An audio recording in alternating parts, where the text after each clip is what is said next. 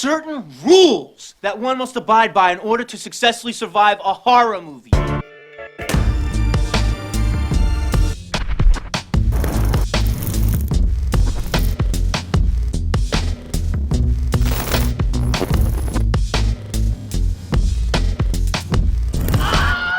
Oh, hi there. My name is Prostetnic Vogon Jeffs, and I love horror movies. Don't get me wrong, I'm not all in on them like some sort of deranged psychopath. I love all sorts of movies, all sorts of genres. Good is good, bad is bad, and sometimes good is bad and bad is good. Comprende? What are you talking about? It's like music. I'm a punk rocker at my core with a bit of a metalhead thrown in for good measure. But I'll listen to Snoop and Conway Twitty and the odd Enya tune. Well, hello, Mr. Fancy Pants. Don't judge me. But horror movies are something special. They come in all shapes and sizes and deal with themes as diverse as the people who enjoy them. They're terrible and fantastic and gross and touching, which raises an important question.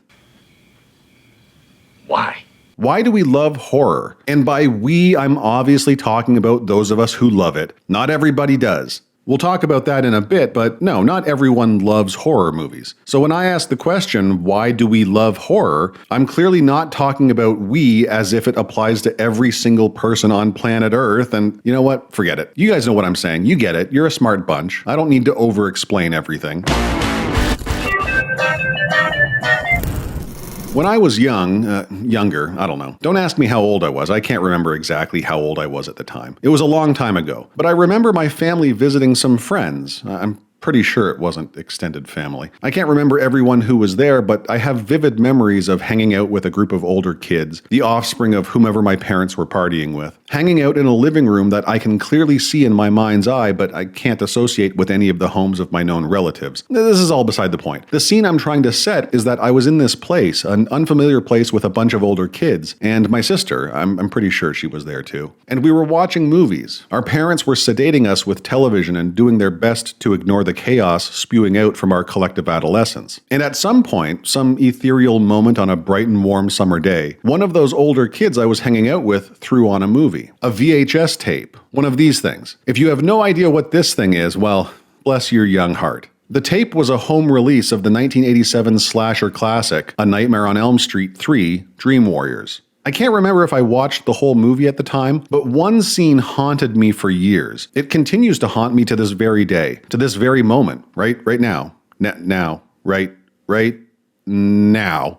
Fans of the series will probably already know where I'm heading with this, but there was one particular sequence that was so shocking and traumatic that it will forever hold permanent residence in a small corner of my mind. In the third installment of the Nightmare on Elm Street series, Nancy Thompson, the final girl from the original movie, is now a psychiatrist interning at Weston Hills Psychiatric Hospital, the primary setting of the movie. The story centers around Kristen Parker, a patient with the ability to pull others into her dreams, and how she and a group of kids team up to rescue their friend, Joey, and put an end to Freddy's terror. One of the teenagers being cared for in the hospital is a young sleepwalker named Philip Anderson. He gets a visit from Freddy, who slices him up and turns him into a marionette. Krueger, acting as puppeteer, guides Philip through the hospital and up to the roof, cutting the strings and letting Philip fall to his death. It's one of the best and most creative death scenes in the franchise, from one of the best movies in the franchise, and it hit my younger self like a sack of wet potatoes in a burlap sack of instant anguish. It was shocking and frightening and exhilarating. And it turned me off horror movies for years. What can I say? I was a bit of a preteen pussy. Don't look at me like that, Mr. and Mrs. I've been a horror fan since I came out of my mother's Vagorny Weaver. Speaking of which, I didn't see Alien until I was in my early teens, and I'm pretty sure this was the scene that ignited my love of horror movies. Ha-cha-cha-cha-cha. I can deal with blood and guts if I get to see something like this every now and again. Wink wink, nudge nudge. Know what I mean? Know what I mean? Okay, let's get back on track. Why do we love or hate horror movies? What makes some folks avoid them like the plague, while others can't get enough?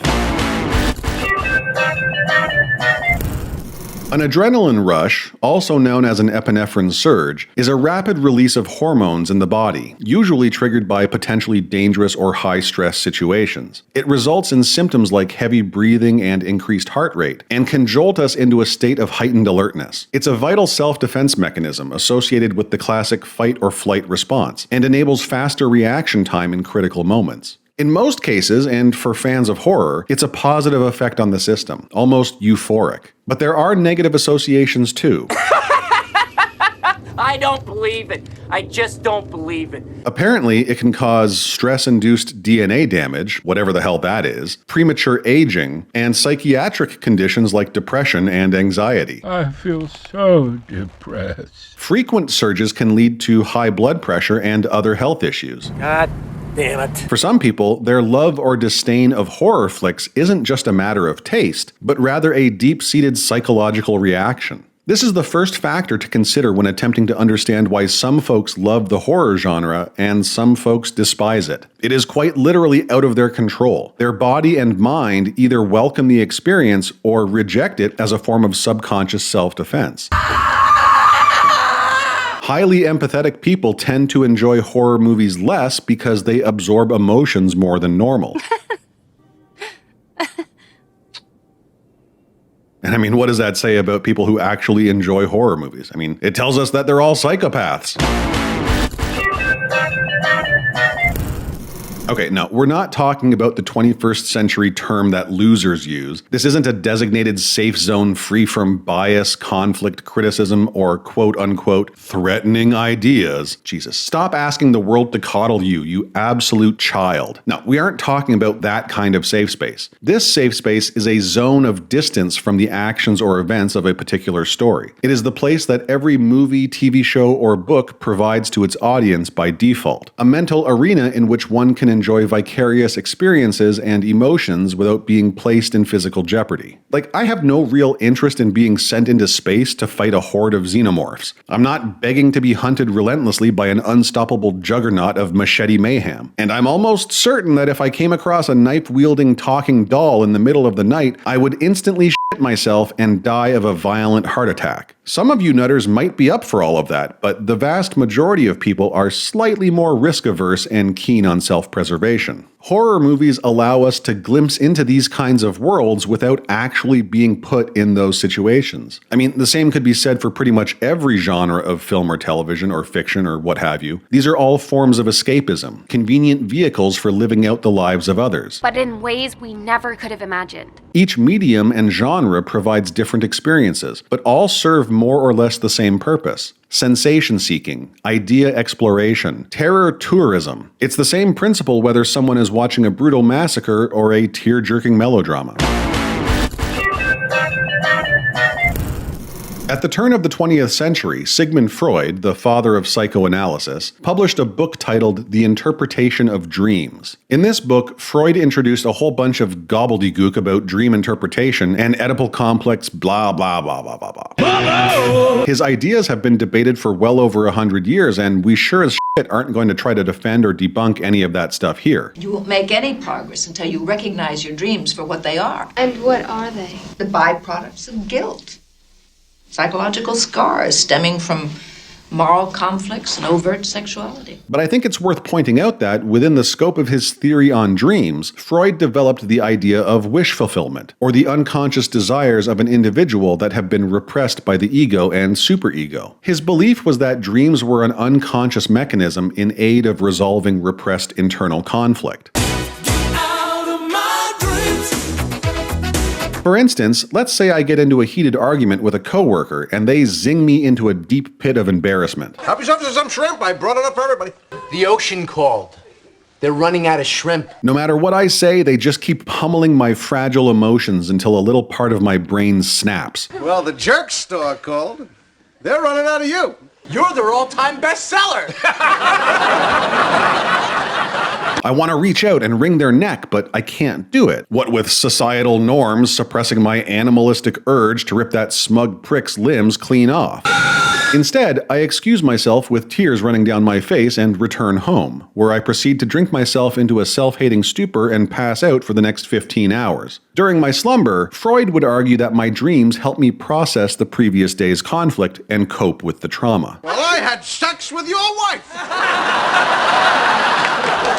Just like our dreams, mediums like books and movies and video games can have a similar impact on repressed emotions or desires. I can experience the savagery of war through a first-person shooter or a compelling historical drama. I can confront the awkward and the ridiculous with a side-splitting comedy. And I can experiment with fear and interrogate difficult ideas with a pulse-pounding horror film. Whether willing or unwilling, aware or oblivious, books and movies and games allow us to deal with our thoughts and feelings on a deeply satisfying level. And horror just happens to dive into the more primal or controversial of those thoughts and feelings.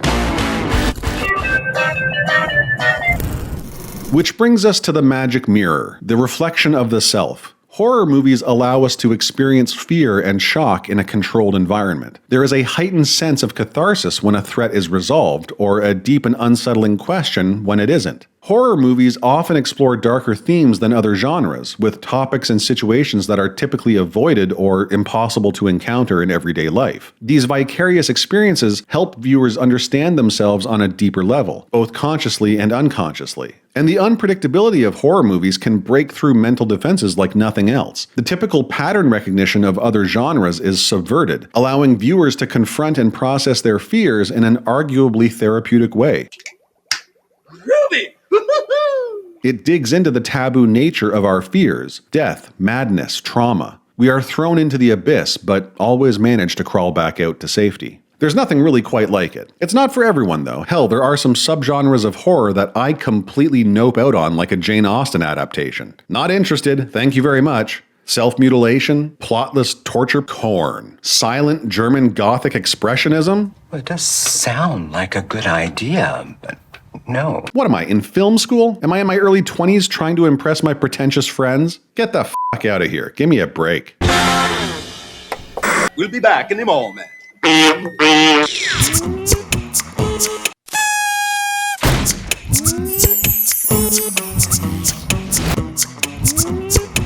Hey you! Yeah, you. If you're enjoying this video, don't forget to subscribe and drop a like. Maybe leave a comment for the algorithm. And if you're feeling generous, become a channel member and join the Maniac Army. Because the world needs more maniacs.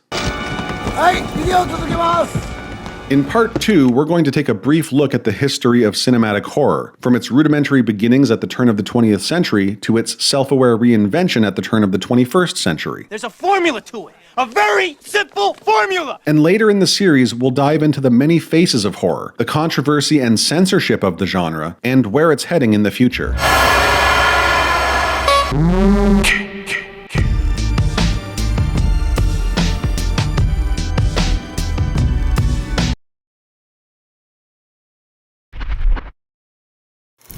What would have been your last words to Drew? Run, bitch! Run!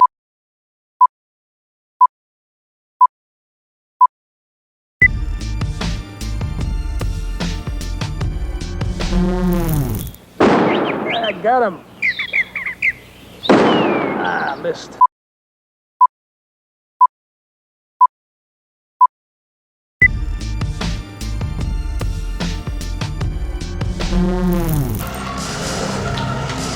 Oh my God!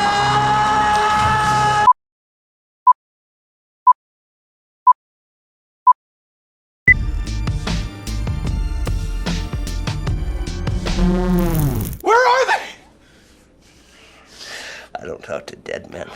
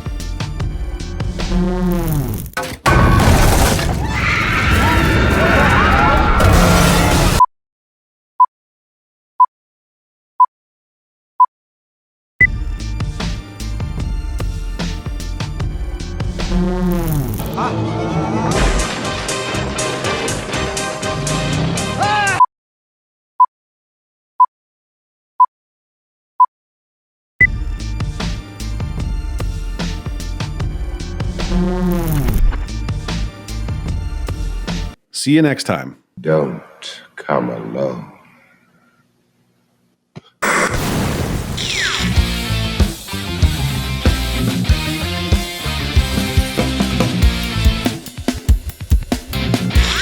Okay, asshole. Let's dance!